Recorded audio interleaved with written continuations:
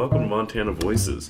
This is a special cast of Montana Voices. Montana Voices Episode 9, also known as Country Road, because we are on the road. Bryce is not with us today. Instead, we have guest collaborator Chris from Great Falls. Hi, everyone. And I think he's going to bring a form of legitimacy to this, because Chris is a former radio professional, former radio station owner, and knows the ins and outs of this business much better than we do. So, welcome to the cast. First, a matter of business, normal things. You're most likely to listen to this podcast on our website, montanavoicespodcast.com, where you can stream all of our episodes for free at any time. Our email is montanavoices@gmail.com. You can find us at Twitter at Montana_voices. On Facebook, we are Montana Voices Podcast. And we have a Twitch. Still no content up there, but maybe we're going to play some Overwatch or something Montana related. I'm not sure what we're going to do with that. So unfortunately, Bryce could not be with us today. However, we have a worthy guest host, Christopher Smyth from Great Falls. Thanks for taking time out of your schedule to join us, Chris. You're welcome. And everyone always pronounces that Smyth. I just don't get it. It's Smith. Smyth has an E. But we're all good. Well, there's a Y in it. Yeah. It's been a thing. Smyth is the nickname, though, so I'll go by it. All right, Chris Smith. Well, today's topics, we have a number of things, a number of new breaking things as well. We're going to talk about the different aspects of where we live, respectively. Chris is currently resides in Great Falls, where he is his family, wife, and career. I am in Missoula, doing my own thing over there. So we want to discuss some of the differences and what makes each unique, and what makes Missoula by far the better choice to live in. Yep, so I've been in Great Falls since my elementary school days. Of course, I sort of didn't really grow up in Laurel, but spent a lot of time there on the family ranch. Chris, born in Butte, or? Yeah, originally I was born in Butte, Montana, and lived there till my early teens when we moved to Missoula. Lived in Missoula through my teens and through my college years, and moved to Great Falls to work for one of the founding radio stations of hip-hop in Montana. Which radio station was that? That was the Heat at 100.3. 100.3, which is now not related to Wild 104? No. The same person that owned 100.3 owns Wild 104 Montana, across Montana. But 100.3 is no more, unfortunately. So you've been in Great Falls, at least since the last decade, since I've known you. What makes you stay there? My family. You know, there's not a lot to do in Great Falls as far as entertainment, and there's not a lot of, guess you would call it, high-paying, employable jobs there in really any industry. But the one thing that keeps me there is family and the community and the good-hearted people that live there.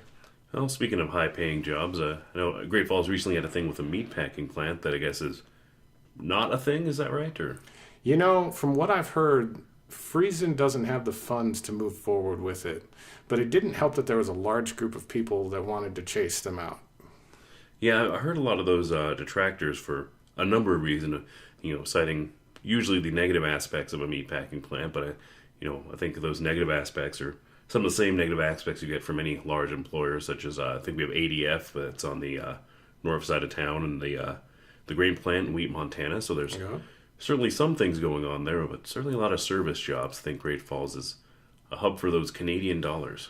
Yeah, well, a lot of the concerns that were voiced had to do with the bringing in of undocumented workers. Are those big in meatpacking plants? I don't really know myself. I'm not a meatpacking plant expert, but in some of the meatpacking plants in other places, it's rumored to, nothing confirmed, to have people who are undocumented. Really, it doesn't matter to me who's working the meatpacking plant, but I think there's a certain point where we do have to look at who's going to be working there when a business like that comes to our community. Is it going to benefit our community in any way? Is it going to benefit the people even working there? Well, I think it will benefit them. I don't know if the legals are the biggest concern. No, I don't. To me, they're not. Me and Chris are both in Billings right now, and of course Billings is home to a few of those businesses that run sort of those campaigns in agricultural related or that production related, specifically sugar beet plant here, which we know a few people that work there. And there is a big Mexican community here in Billings on the south side. They do have Cinco de Mayo here, and they have a big parade and more lowriders than you think they have room for. I don't know if you've seen the festivities, but I don't know if it's a huge concern of illegals other than them having their own side of town. No, and I think with the meatpacking plant, those who have concerns about the illegals or the unsavory element, not the illegals themselves, but just Some of them, I'm sure, are good people. Sure, some of them definitely are good people. I'm talking more of like, for instance, the oil booms of North Dakota, where there were some people who came who weren't quite the best. They got into some legal trouble. But I think really that's the big concern of people in Great Falls when it comes to actually having the plant come to Great Falls. I think that we also need to look at the fact that the plant's not there yet, so we can't really predict who's going to work there. For all we know, Friesen might hire good people. Yeah, they might, and might hire all legal. Isn't it unskilled labor, I believe? Yeah, some's unskilled, some of it's skilled, but I mean, we could talk for hours on the whole legal versus illegal, undocumented versus documented. That's a whole other topic for a whole other show, I would say. Could spend a good hour on that. Yeah, definitely, because there's definitely the caveats of immigration. Well, that sort of brings ties to another thing why me and Bryce asked you on. Sometimes with me and Bryce, I know Bryce leans pretty heavily left, and I oftentimes are a libertarian, but for odd reasons get on the left sometimes. So I didn't want our cast to feel like an echo chamber for ourselves. So we need somebody to challenge our views, or I wouldn't really say that. Not challenge, because our intent is not to have a debate, but instead a conversation. So somebody that will hold our views to the fire, and they'll either crumble or be solidified. Sure. Well, as you know, I would tend to believe that you can bring an even balance to a discussion with different points of view, and not everybody has an incorrect point of view. And most points of view are exactly that. They're points of view. So how can you go to someone and say theirs is incorrect? You might not believe in it, but... I tell you that all the time, Chris. Yeah, well, yeah, I know. And that's okay, too. If we don't have discussions and civil discourse, how are we ever going to come to conclusions that make sense? There is a polarization that happens, and social media definitely fuels it for sure, where you have people at wit's ends and forgetting that these are people that normally know and like each other and even associate with each other outside of Facebook, that enjoy each other's company. Mm-hmm. But for some reason, when they get in these political arguments, they're just completely put off, and they're fighting to the point of sometimes even violence. So that's what this podcast sort of aims to change about the discussion, that disagreeing with somebody, whether they be conservative or liberal or whatever views you think they hold that are wrong, or simply their views, and doesn't affect them as a person. And it is we'd like to have more open, honest discussion about things. Right. Facebook has an element of being behind a screen, and anything behind a screen just doesn't feel very real, even when Facebook's like standing in the middle of them all screaming out loud. And Facebook is pretty smart. They know exactly what my triggers are and how to keep me on Facebook for the longest amount of time to get those advertising dollars. So let's get some small news, please. That's really what we're looking for here. And there's been some drama in Great Falls, I understand, with the E-City Beat. Is that a blog or a newspaper? Some would say that it's an online news source. Some would say that it's a blog. They often post a lot of information that leans right. Yeah, I've sort of gathered with that at browsing through and reading some of their articles. And they also publish articles, of course, named articles, from people that are involved in politics in Great Falls, many of which are on the right. But I think they recently came under, I guess, a little bit of fire for posting an anonymous letter that turns out to be not so accurate about the schools in Great Falls. Well, yeah, and there's still discussion going on that post about the accuracy of the letter, and of course the accuracy of responses from people. You know how Facebook gets, it becomes a mudslinging issue. But I think ultimately the issue here with the E-City Beat article is we need to see if it's true or false. We need to see if is the letter that was posted founded accusations, or is it just fake news? Because even in a right-leaning source or a left-leaning source, doesn't matter which way they lean, if they're doing fake, they're presenting fake news to the public, that's not good either way.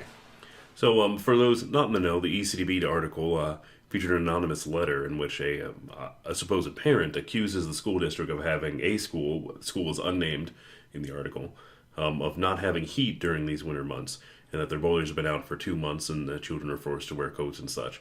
And this is the I'm still pretty plugged into the Great Falls community, and this is not something I've heard of from anyone else, and it doesn't seem like it would be a big secret if that was really the case. Yeah, no, and I tend to agree with you on this. I usually agree with a lot of the opinions that eCity Beat has, but this particular article kind of hits me as unbelievable. And, I've got a couple of good friends of mine that have, they post on there, and one of them looked into it, actually made calls to just phone calls to the school and asked questions. The schools, I don't think they're going to lie about something like that. Well, they probably wouldn't lie about heat. And no. That is if that was the case, which I don't think it is, it'd be a huge safety concern, something else wrong with the Great Falls School District. Some history on that. The Great Falls School District in this last, was it the last midterm or the previous election that they were asking for a levy? I can't recall, Chris. For the general? This last one, they asked for, I can't remember the exact amount of money, but they needed it for teachers' salaries, and they ended up letting teachers go. And then before that, they asked for I think it was a $200 million building bond, which the voters passed. So they passed the bond, but they didn't pass the last one for the teachers' salaries. No, Great Falls tends to have a poverty problem, and so when people are wondering where they're going to get their food, they don't really want to spend more money in government. A poverty problem. We'll touch on that here.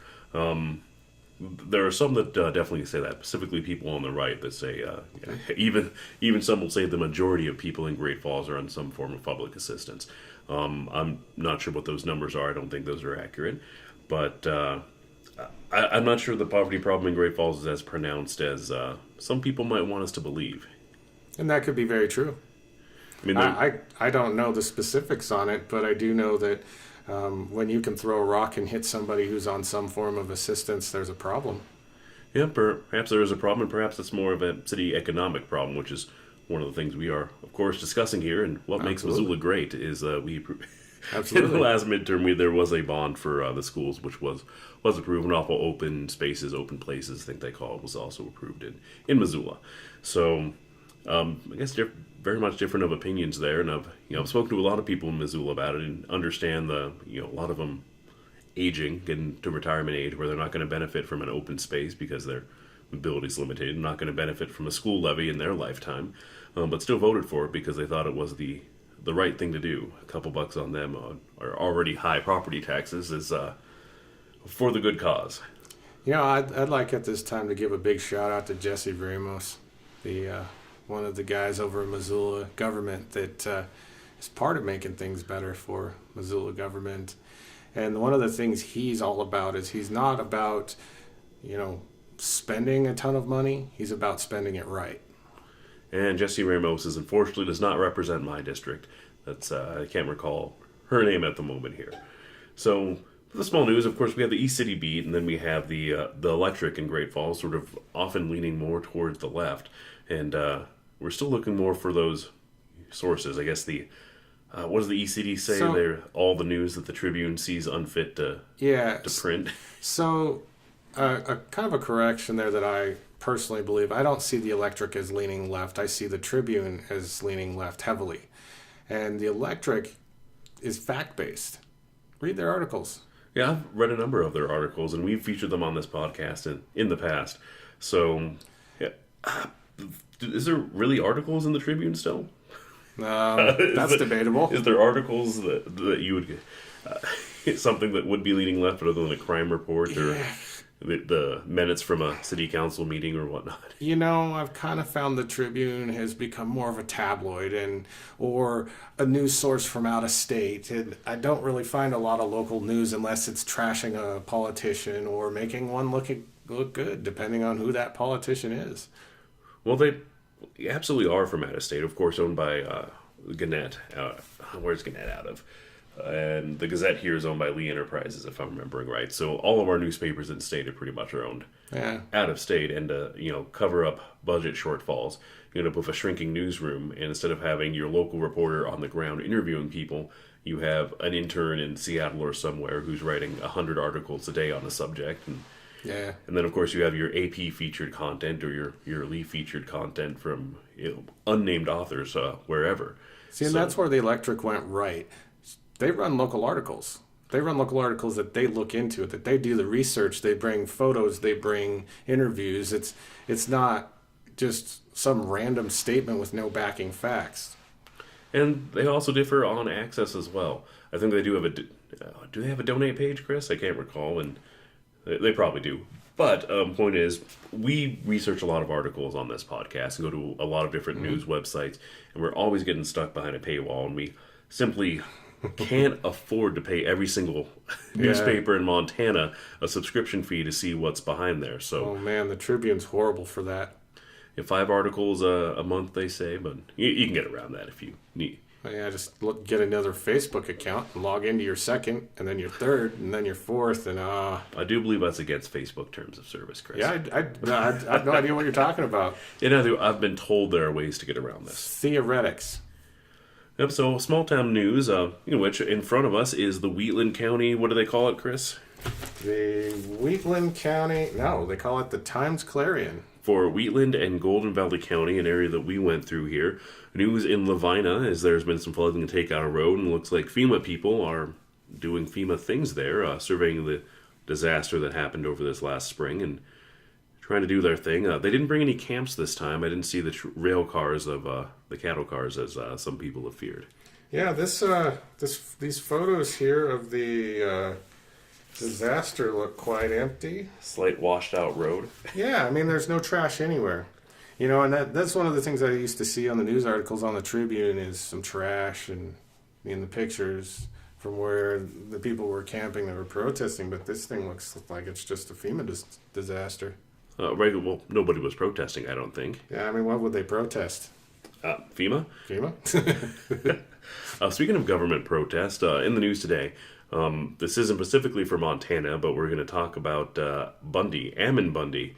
And he's seemingly breaking with Trump on the immigration stance, which is perhaps very interesting of biting the hand that feeds. Because if you remember, Ammon and Cliven were, I think, both pardoned by Trump earlier this year for their actions in the Oregon game reserve or whatever that was. Yeah. And then their thing down in south of the border, well, they had charges as well. So very interesting to see him take a stance, not completely agreeing with Trump. I totally didn't expect that, and I'm wondering if that's a sign that we're seeing Trump loyalty, that card isn't as valuable as it once was. The left would like to think that, and the right would like to think otherwise. Who knows? I mean, you can't predict an election. You can look at all the facts and you can say, hey, this person's going to win, and you could be right. Or you could look at some of the facts and say, hey, this person's not going to win, and still be right. They're just unpredictable. You can get a feeling and a sense for things.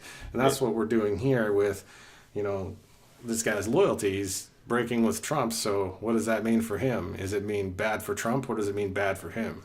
Depends if he has any more federal charges come up in the future. Yeah, right?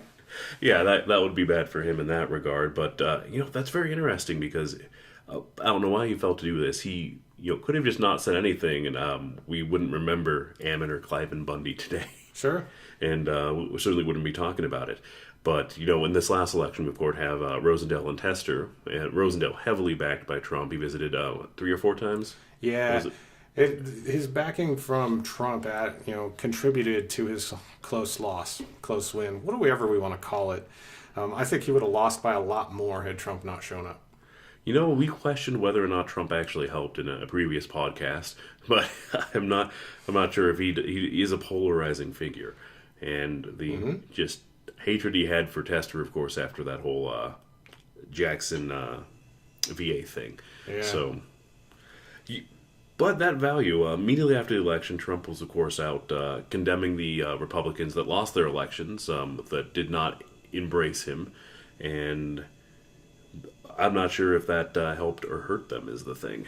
Yeah. See, Trump's an interesting guy. He's ran as a Republican, and he is, for all intents and purposes, right now a Republican, but he takes government in a different form. He doesn't follow the standard governmental nuances or the specific how you're supposed to be as a government official, and I think it trips a lot of people off. When he says things that don't make sense. That trips me up. Right. But Right. And he's not a politician. That's why people voted for him, as I well, recall. exactly. He's not a politician. He's just a guy who wants to see things better in his view. And so they may not be better in all honesty. They could get worse. They could get better. They could get worse. We just really don't know because the climate shifted. Nobody thought he would be elected. That's true. When he first ran, I thought he was a detractor, and I thought he was there so there'd be a more ridiculous candidate than Hillary, and so we would have another Clinton presidency. That was my initial reaction at the time, because as you know, he was friends with the Clintons in the '90s, Yep. as was a lot of people, He but backed the Democrats in the 90s. and changed his mind, I suppose, or found the party he can win on. Yeah, could be. It's funny. A lot of Trump's policies are close to what Bill Clinton had for policies. Well, I said it on a previous podcast. I've told you that Bill Clinton is the best Republican president we've ever had. Mm-hmm. I mean, we have lower taxes. He accomplished that. He was tough on crime, tough on immigration as well, and for free trade, which ironically is something that the Republican Party is struggling with right now with the tariff war. Yeah. Well, and I get the idea behind the tariffs. In business, the tariffs were meant to be a way to tip the scales so that we could go to the negotiating table with a stronger hand. But I think when Trump implemented that, he didn't quite understand the global ramifications of what it would do while the tariffs were in place. And the idea behind having the tariffs there was, in his mind, a temporary thing. But obviously, he doesn't know how government works. He's not a politician. Those tariffs could be there for a while. Well, tariffs, it's hard to say for me to make a definitive statement on it. It doesn't help American economy in the way that we think it does.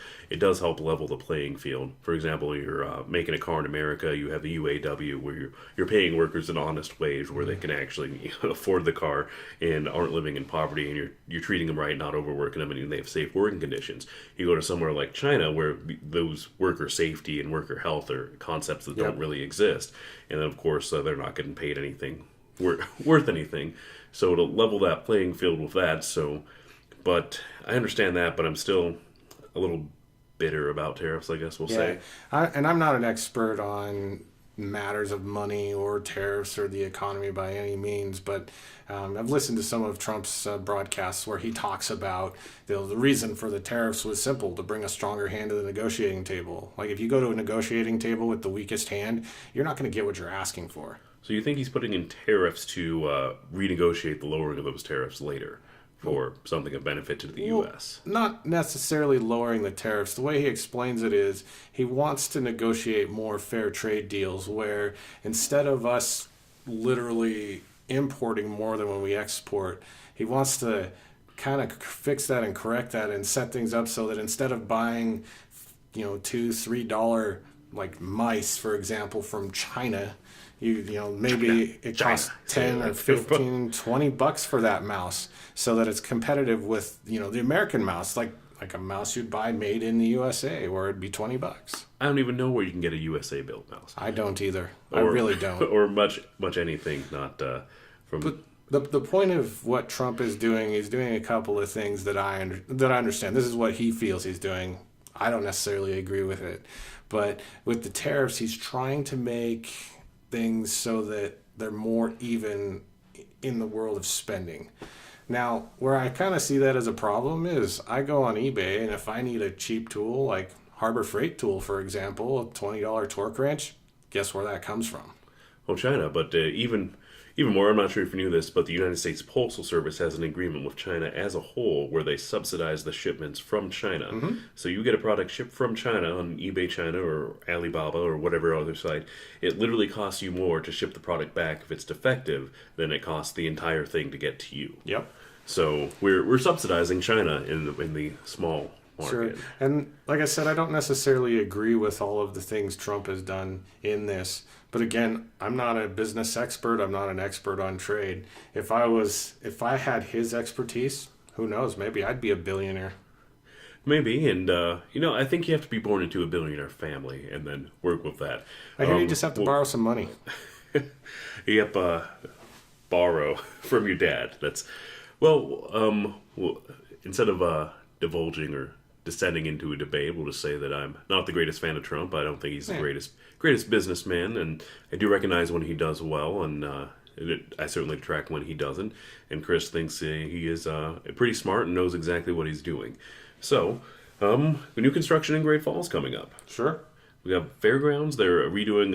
Is that the rodeo stands, or what do they call that? So they're talking about, from what I've read, they're talking about redoing the Four Seasons Arena, making it bigger, more like the Metra. Metro is huge, and I understand the Metro here, when the roof got torn off, it was left that way for a couple years because of funding. I don't think it was a couple years. It was a Did good you while. find an article on that? I will have to look at that. Yeah. I recall, I just remember there being a big gap of time Yeah. between when it was damaged to when it was finally fixed. Yeah, well, that's an expensive venture. But I think that Great Falls, one of the things that the town doesn't have is entertainment. It lacks entertainment. I mean, what do you have really for entertainment? You got a couple of bars. Rick Tryon's at the Celtic Cowboy. Yeah. And if you love that kind of music, that's entertainment, and that's great. But, what else do you have? You have, you have a strip club up on 10th that, really nobody wants to go to because, strip clubs aren't that much fun. Well, somebody's there. Somebody's Obviously. paying the bills. Obviously. And then you've got your random sports bars around town. But, what is there really for entertainment? Take a trip to any major city. Take a trip to Denver. I've been to Denver. Billings does feel like the Denver of Montana, in my opinion. But Denver, or taking it to Missoula, there's always a function and liveliness. There's First Friday, where small businesses, they essentially shut down the downtown.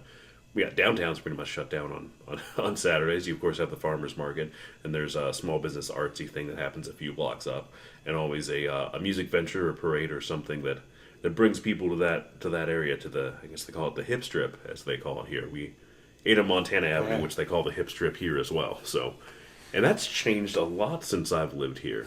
It used to be pretty trashy downtown. I guess you can say that for most locations. We're getting away from the strip malls or the large malls that were popular in the 80s, Yeah. and that popularity is waning, and we're going more to small businesses and downtown areas. So I've got a vision for Great Falls, and I'd like to see Great Falls grow. I'd like to see it grow with more businesses and more entertainment, and take a path that leads to success and that leads to things to do. Like in Missoula, for example, on any given weekend, you can usually attend a football game, or you can attend a concert. You can attend Missoula Children's Theater. That's one of the most amazing places there, what they do.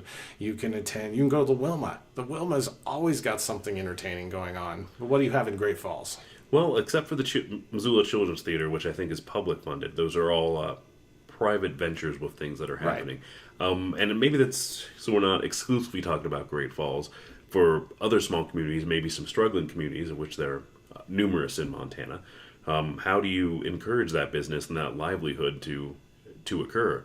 And I'm not sure I have the answer for that, to how to make downtown Great Falls feel like downtown Missoula with all the Yeah. activity and commerce that happens. So some would say you can encourage downtown Great Falls to grow by turning downtown Great Falls into something similar to what downtown Helena is. Have you been to downtown Helena? Yeah, they've got the carousel, and they've got the water park right next to the baseball park, and quite a few interesting museum.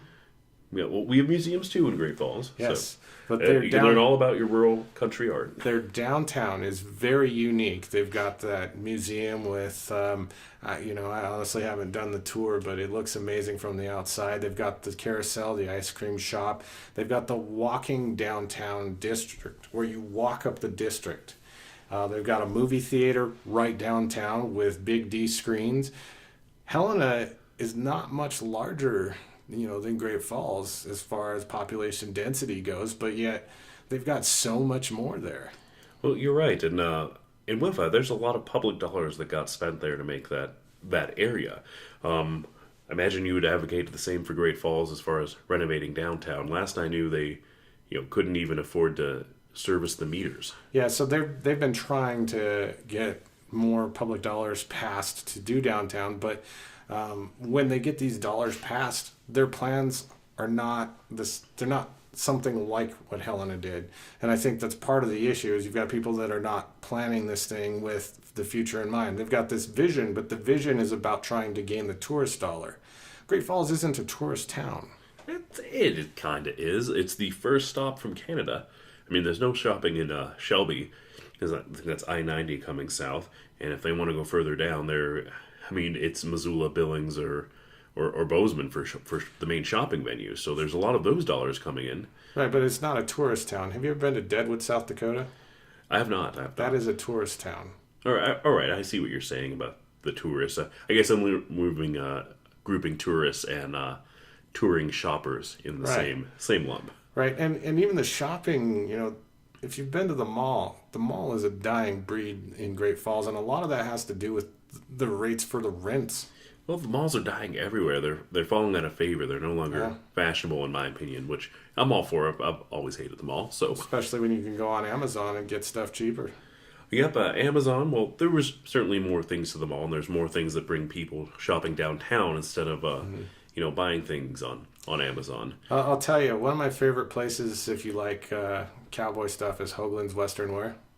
We're doing a local business shout out to Hoagland's, and Hoagland's up on 10th right now, or no, they're still downtown. Oh, still downtown, and they are right next to the old Beckman's. Now the is it Bert and Ernie's? No. Oh, I know exactly. That restaurant downtown. Yeah, Bert and Ernie's, which last year suddenly closed. Yeah, went out of business. And I don't believe there's anything in that space right now. Yeah. So, and then it's Bert and Ernie's. The former Bert and Ernie's is about a block from another failed restaurant, the Tap House. Yep. And they had good steaks. I only ate there a few times. I remember it burning. I was at that time I was working the front desk at that hotel, which is now a Econo Lodge. It used to be a Quality Inn. I think so. Yeah, so I was there when it happened. Downtown Great Falls has a lot of potential, but they need some visionaries to go down there and find that potential and implement that potential, and know it's not going to need some $20,000 survey. Kind of like every time they want to do something in Great Falls, they always seem to require an expensive survey. Well, somebody's cousin owns a surveying company, so that's... Yeah, that's got to be it. Like, whose cousin is it? Yeah, well, they should possibly be weeded out.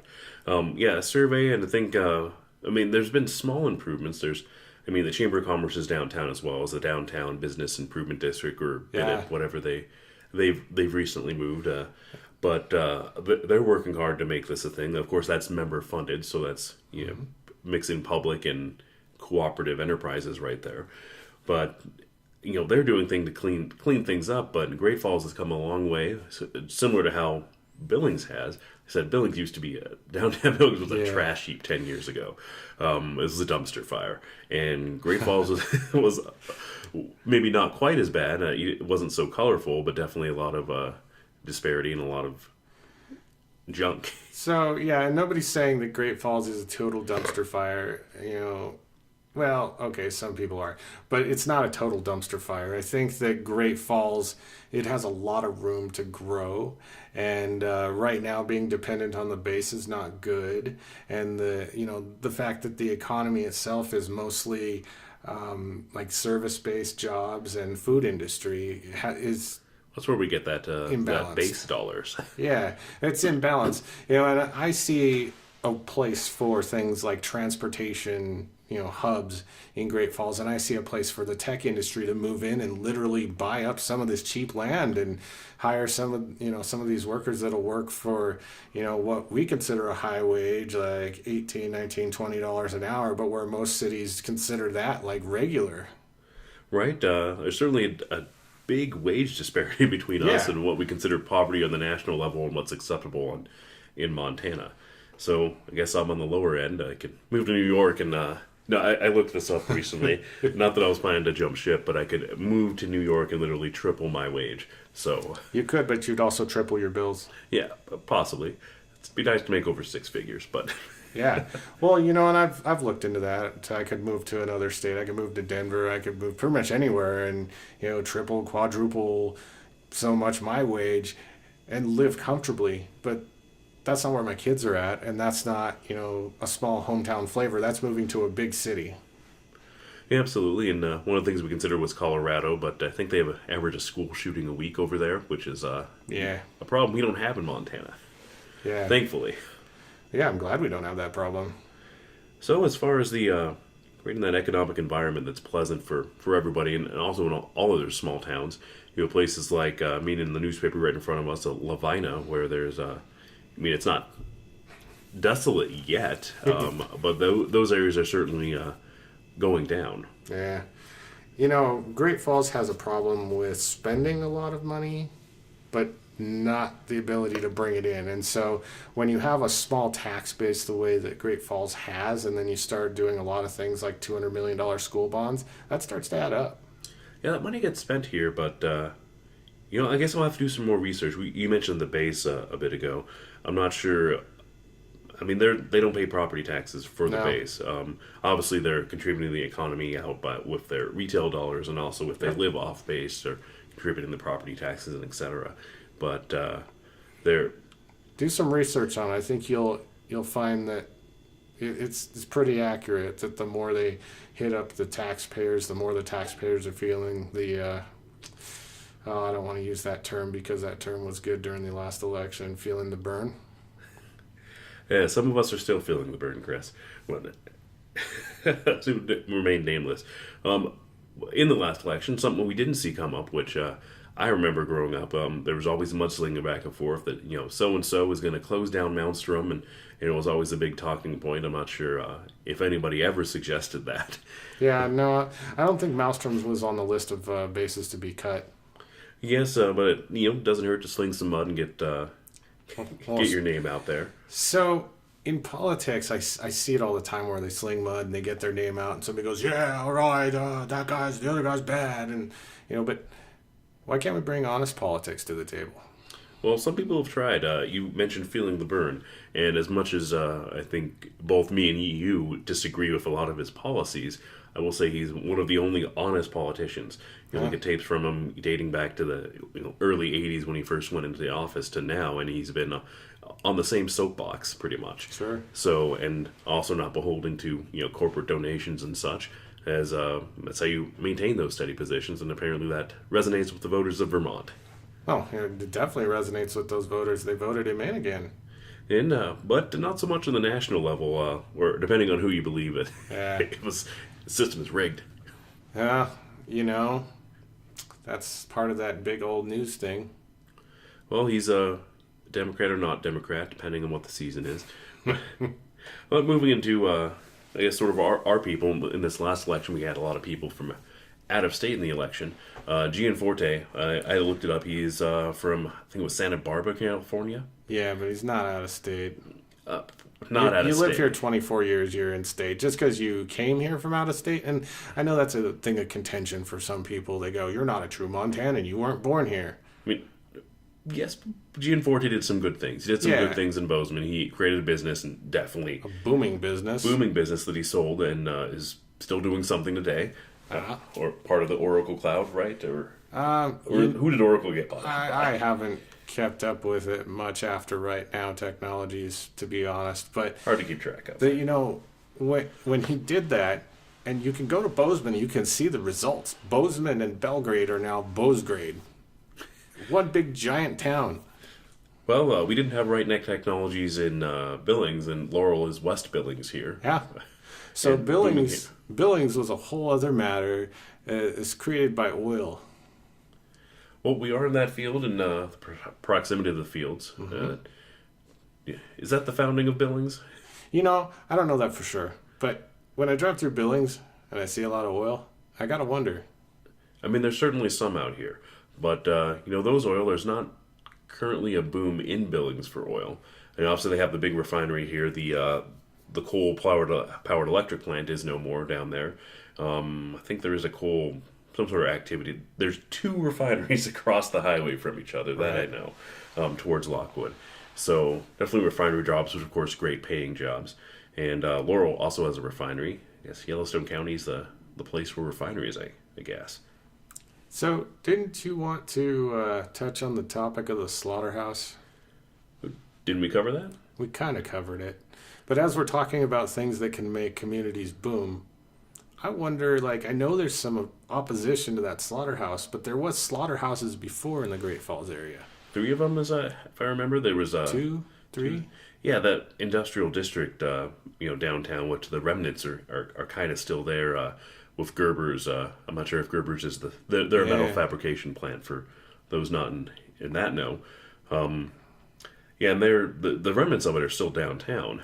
And the recycling, Pacific Steel, I think, had a hand or another recycling place downtown as well. So the infrastructure's still there. Yeah. The rail's still there. I just can't help but wonder if the people who are opposed to that venture are only opposed because of their fears, and maybe the venture actually could be run in a way that would be successful. I could. I understand those are unskilled jobs, and But with that, they you bring pay. in they pay, and that brings in a lot of money, and it brings in a lot of people that you might consider the lower class. So maybe that's a lot of the fear that went with that. Great Falls, aside from the base, is somewhat of an age in retirement community, in my opinion. Yeah. So they're those people that aren't too keen for that sort of change to get the young hip crowd in. Yeah, they're not too keen on that. They're not too keen on moving into the 21st century, so to speak. A lot of them are just now discovering cell phones. I've heard of them. Yeah. That's okay. There's nothing wrong with that. Yeah, absolutely. Well, that is all I had written down for topics here, unless there's something you wanted to touch on here, Chris. Yeah, I don't have anything that I'd like to touch on today. I'm just excited to be on the show. Oh, it was great to have you, and great to have an opposing opinion. I'll go through our business here. Of course, MontanaVoicesPodcast.com, your number one source for getting that. And if you want to hear the email, Twitter, and all that, go back to the very beginning.